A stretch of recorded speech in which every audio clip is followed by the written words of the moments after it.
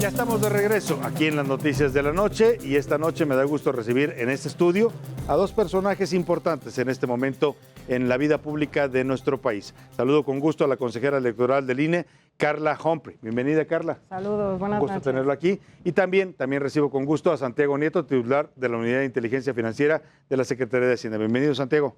¿Qué tal? Muchas gracias. Los hemos invitado a los dos juntos porque hay un tema importante en estos momentos, en la etapa que nos encontramos después de las elecciones del 6 de junio, que es la etapa de fiscalización de las elecciones, la fiscalización de los recursos públicos, en la que convergen tanto el Instituto Nacional Electoral, al cual pertenece Carla Humphrey, como la Unidad de Inteligencia Financiera. Yo les quiero preguntar en este momento, después de las elecciones del 6 de junio, ya con resultados confirmados en el tema del conteo de los votos, viene un proceso importante y además indispensable en el tema electoral, que es la fiscalización de los recursos, cómo gastaron los recursos los candidatos y de dónde provenieron esos recursos. Comienzo contigo, Carla Humphrey. ¿Cuántas elecciones en este momento están siendo observadas por el INE por el tema de los recursos públicos? El Instituto Nacional Electoral es la única autoridad facultada para revisar todos los gastos de campaña en todo el país, partidos locales, elecciones locales, la federal. Es decir, que estamos fiscalizando y estamos revisando todas las elecciones que ocurrieron pues este año, el 6 de junio. Y pues estamos en este proceso. La ley marca plazos muy acotados justamente para ver si los candidatos pueden o no, en su caso, tomar protesta del cargo. Hay distintas causas por las que se puede anular una elección, las tres principales establecidas en la Constitución, pero nosotros solamente estaremos encargados de, uno, determinar si se rebasó el tope de gastos de campaña, dos, si hubo adquisición en radio y televisión, o tres, si hubo recursos ilícitos en las campañas, tanto recursos públicos que no pueden ingresar a las campañas como recursos provenientes de actividades delictivas.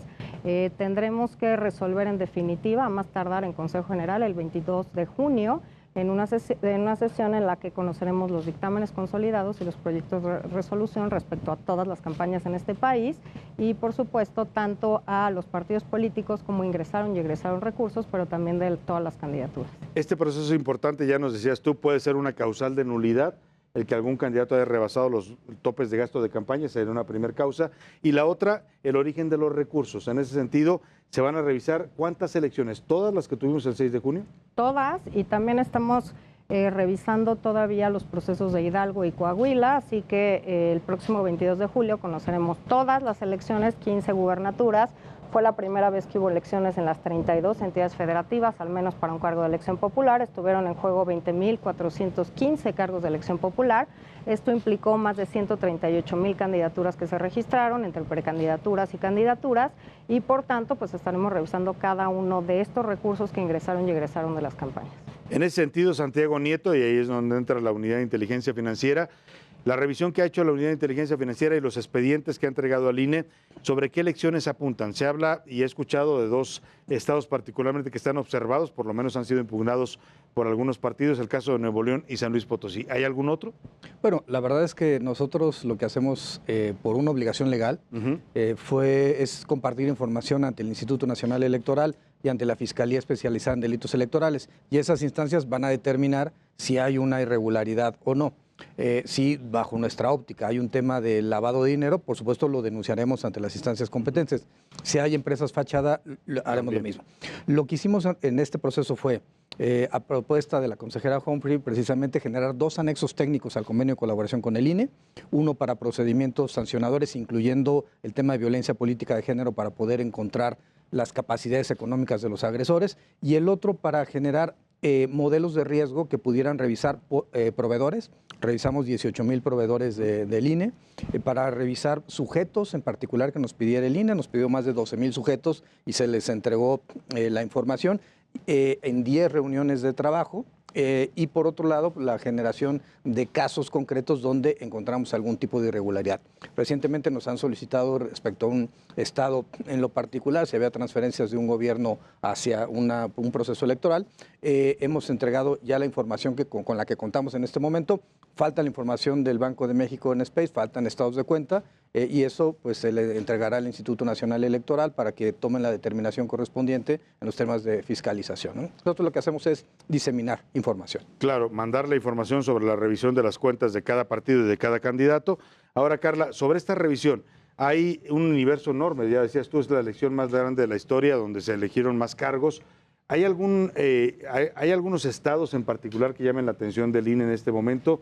Yo insisto, se ha hablado de casos de, bueno, hay denuncias incluso por financiamiento ilícito en el caso de San Luis Potosí, y hay denuncias que van a interponer los partidos, lo han anunciado la Alianza Va por México, por financiamiento del narcotráfico en San Luis Potosí. ¿Estos casos son tomados en cuenta por el INE o la revisión es totalmente, digamos, para revisar qué es lo que encuentran? Primero revisamos los informes que están obligados a presentar partidos políticos y todas las candidatas y candidatos a un cargo de elección popular, y después todas las autoridades de este país tienen obligación de darnos la información que nosotros solicitemos. La UIF ha cumplido 100%, el doctor Santiago Nieto, además experto en temas electorales, ha sido muy sensible en proporcionar esta información, la Comisión Nacional Bancaria y de Valores, la Secretaría de Economía.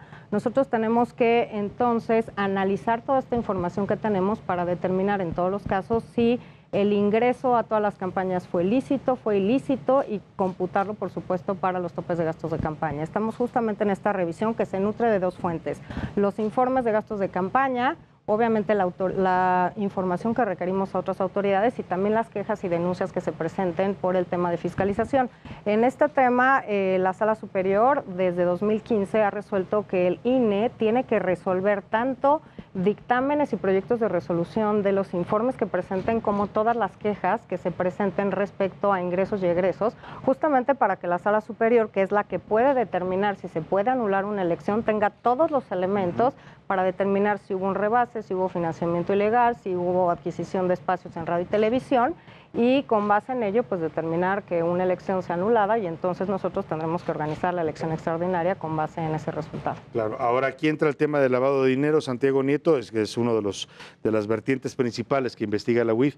Hoy se habla de denuncias graves. He escuchado por lo menos a un gobernador de un estado como Silvano Aureoles hablar de apoyos del narcotráfico a un partido en particular. Hace un rato hablábamos de un obispo de Chilpancingo en Guerrero, hablar también de este tema de posibles narcogobiernos. ¿Qué tanto la UIF está fiscalizando el origen de recursos de narcotráfico en financiamiento de estas campañas?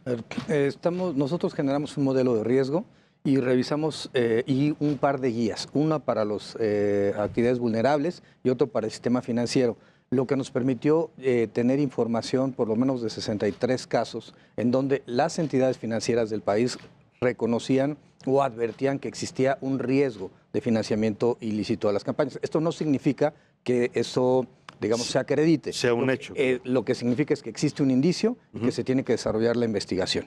Y por supuesto, como mencionaba hace un momento, en caso de que se trate de delincuencia organizada, pues, se dará vista se presentará la denuncia en sede, pero los temas electorales tendrá que resolverlos el Instituto Nacional Electoral y la Fiscalía Especializada en Delitos Electorales, en virtud de que es un tipo penal establecido en el artículo 15 de la Ley General. Nosotros hemos generado estos modelos de riesgo para compartir la información y para poder detectar, por ejemplo, en espacios donde hubo violencia durante el proceso, que no haya intromisión de la delincuencia organizada. Creo que lo que tenemos que apostar es que el sistema, tanto en inteligencia financiera como electoral, funciona, y que con ello se puede darle certeza a la ciudadanía de que el voto que se emite en las urnas es el voto que es contabilizado por las autoridades electorales y que la democracia transita en el país. Carla Humphrey, ¿hay antecedentes en México ya de nulidad de elecciones por un tema de rebasamiento de topes de campaña? ¿Qué tanto en esta elección o en esta revisión que está haciendo el INE podremos esperar algún resultado de ese tipo, sobre todo a partir de los estados que han sido impugnados hoy por los partidos? Yo creo que lo interesante y lo que tenemos que fijarnos todas y todos es en no propiciar estas fuentes ilícitas de financiamiento de delincuencia organizada, de narcotráfico, financiamiento con recursos públicos, que hemos visto fenómenos nuevos que como autoridad electoral vamos a tener que dictaminar y tomar una posición jurídica al respecto. Este tema, por ejemplo, de los influencers, el tema de transferencias de unas entidades federativas a otras entidades federativas con proceso electoral, temas, por ejemplo, de empresas fachada, de factureras, que creo que antes no se habían visto con toda claridad, no habían sido observadas y no habían sido fiscalizadas. Creo que ahora esos son los temas a los que tenemos que enfrentarnos. Cómo inhibir esta creación de empresas fachada para mover y triangular recursos que vayan a las campañas o de las campañas y con recursos públicos a otros estados, recursos de estados a otros. Estos fenómenos nuevos como influencers, ¿es una aportación lícita o es una aportación ilícita? Y en cualquier caso tiene que computar para los topes de gastos de campaña. Y creo que en esto va a derivar el éxito de la fiscalización y de estos instrumentos que tenemos como autoridad electoral para requerir información a otras autoridades. ¿Cómo entonces podemos bloquear, inhibir y sancionar estas fuentes ilícitas de financiamiento o que se gasten recursos en donde no se deban gastar? La ley es muy clara en cuáles son los fines de campaña y cuáles son los gastos entonces que se pueden financiar con estos recursos. Santiago Nieto, Carla Humphrey menciona este tema de los influencers y me remite al caso de Nuevo León. El candidato Samuel García tiene una esposa que es influencer, que pues, subió muchos videos en la campaña y que no sabe uno cómo se contabilizaron. Pero te pregunto, ¿la UIF ha observado el caso particular de Nuevo León? Lo digo a partir de la denuncia que se interpuso incluso durante la campaña, antes del resultado electoral. Bueno, nosotros en realidad recibimos un requerimiento por parte de la Fiscalía General de la República respecto al señor Samuel García y se entregó la información en virtud de que a mí el presidente López Obrador me dio la instrucción, o dos instrucciones: uno, no meterme en el proceso, y dos, darle información a cualquier autoridad competente que me lo solicitara, como fue el caso de la Fiscalía General de la República, y se entregó la información. Evidentemente le tocará a la Fiscalía determinar si eso resulta en algún tipo de evasión de carácter fiscal. ¿Será la Fiscalía la que determine? Sí, por supuesto. Ahora, en el caso particular de Nuevo León, y vuelvo a insistir, Carla, de San Luis Potosí, ¿hay alguna investigación especial del INE sobre estos estados que han sido denunciados públicamente? Pues más bien nosotros tenemos que atender a las denuncias que se han interpuesto ante la autoridad electoral, tenemos que resolverlas antes del o a más tardar el 22 de junio y tenemos que enlazar los elementos que reporten partidos y candidatos contra los que nosotros obtenemos de otras fuentes de información y por supuesto con las denuncias que se presentan. Estamos justamente en ese proceso, estamos analizando por etapas tanto quejas como estos informes y sin duda es una cosa o es información que nosotros tenemos que evaluar, analizar y que será, digamos, tendrá que conjuntarse para determinar el tipo de faltas que en su caso incurrieron en estas o en otras campañas en todo el país. Ahora, si me permiten, ya que hemos tratado el tema común que une a ambos instituciones, tanto el INE como la UIF, me gustaría hacerles un par de preguntas a cada uno de manera individual. Empezaría contigo, Santiago Nieto. Eres un personaje que ha cobrado mucha relevancia en el gobierno de López Obrador. Algunos te ven como un funcionario muy eficiente que ha sido un elemento fundamental en el combate a la corrupción, que es una de las banderas principales del presidente, pero algunos también dicen Santiago Nieto se ha convertido en el brazo armado de la 4T para perseguir a pues, aquellos que delinquen por un lado, pero también de pronto a opositores, a gente. Te pregunto en caso concreto, Cabeza de Vaca, el tema de la UIF con Cabeza de Vaca, ¿es un tema de persecución política o es un tema de investigación de un delito? A ver, evidentemente no hay ninguna persecución política contra el señor Cabeza de Vaca. Nunca he perseguido a nadie que no se lo mereciera. Y también hay que decirlo, encontramos un tema de enriquecimiento ilícito, de peculado. Recientemente, esta semana, presenté una nueva denuncia en contra de un primo de Cabeza de Vaca, precisamente por desvío de recursos públicos de la Universidad Autónoma de Tamaulipas hacia dos empresas fachada, por un lado, y de un equipo de fútbol hacia tres empresas fachada que terminaban dándole dinero, enviando transferencias al hermano del gobernador, hoy senador de la República. Lo mismo que encontramos desvíos de Tamaulipas, de empresas contratadas por el gobierno del estado de Tamaulipas hacia San Luis Potosí durante el proceso electoral. Entonces, nosotros no tenemos ninguna visión política, es absolutamente técnico, es un modelo imparcial. Que Cabeza de Vaca aparezca en el primer lugar de uno de los mecanismos de modelo de riesgo de la Unidad de Inteligencia Financiera, pues creo que tendrían que preguntarle a Cabeza de Vaca por qué precisamente aparece en esos lugares. Esta conexión que mencionas, Tamaulipas, San Luis Potosí, me remite a la campaña de Ricardo Gallardo. ¿Hay conexión entre las actividades ilícitas que denuncia la UIF de Cabeza de Vaca y el caso de la campaña en San Luis Potosí? Hemos presentado denuncias en su momento en contra de personas y empresas vinculadas con el señor Gallardo, lo mismo que hemos entregado información a las autoridades electorales y en caso de acreditar que hay una conducta de lavado de dinero, se entregará y se presentará la denuncia respecto a las transferencias de Tamaulipas a San Luis Potosí. Dice el gobernador Cabeza de Vaca que hay una, ya lo decías tú, no hay persecución política, pero él acaba de declarar que es una ocurrencia esto de investigar a su primo, al señor Benjamín. ¿Hay materia en ese caso?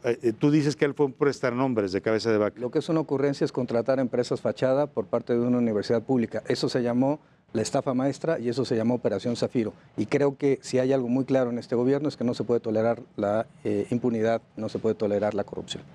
Carla Humphrey, en el caso del INE, hace unos días estuvimos en esta mesa al presidente del Instituto Lorenzo Córdoba y le preguntábamos de esta animadversión que existe por parte del gobierno de López Obrador hacia el INE.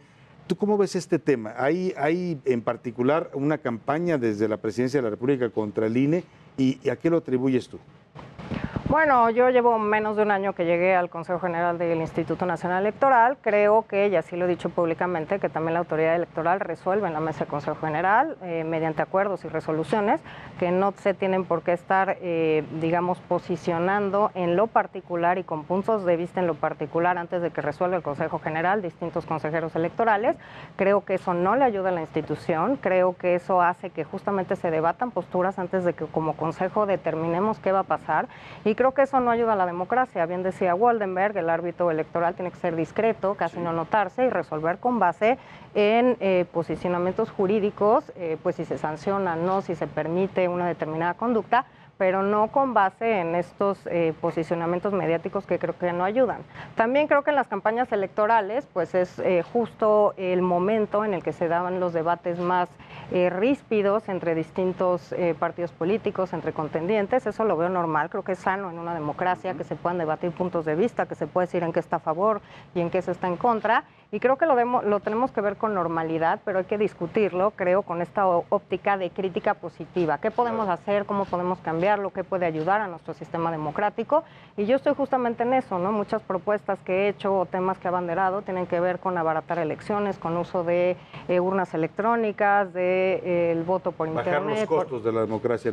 Además, acortar periodos electorales, dar resultados más rápidos, una serie de cosas. Por lo que me dices tú, ¿hay protagonismo de Lorenzo Córdoba? Sin duda. ¿Y de algunos otros consejeros? Sin duda. ¿Ciro Murayama? Sin duda alguna. O sea, ¿exceden sus funciones públicamente? Creo que, y no es algo que ellos no conozcan y que lo esté diciendo aquí públicamente, es algo que se los he dicho a ellos, que lo hemos platicado en el seno del Consejo General, distintas consejeras y consejeros electorales, y es un tema que claramente creo que no ayuda. Creo que hacia el final del proceso electoral se vio una actitud mucho más prudente, pero creo que eso hizo que el Consejo General y los temas que resolvíamos estuvieran como en el debate público y no en el debate jurídico adecuado, que es el tema que nosotros resolvemos.